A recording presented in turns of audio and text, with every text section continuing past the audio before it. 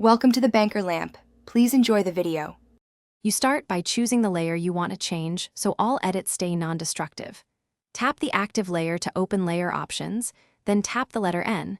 That opens blend mode controls and reveals the opacity slider at the top.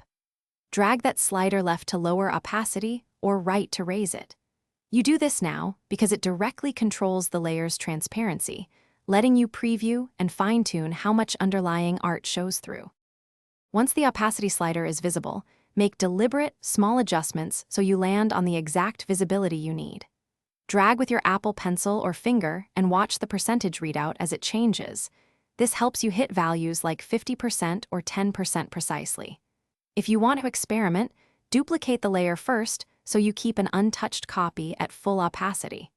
Make sure to confirm visually by toggling layer visibility. That verifies the value reads correctly against underlying layers. After setting opacity, tap outside the layer menu to lock in your change and continue painting or compositing. If you need that transparency permanent, consider locking or merging layers or grouping them so edits remain organized. If the opacity slider fails to show, make sure a layer is actively selected. Procreate won't show layer controls with no layer selected. If it still won't appear, restart the app and check for updates. That fixes most. Thanks for watching. If this was helpful, leave a like and consider subscribing. See you next time.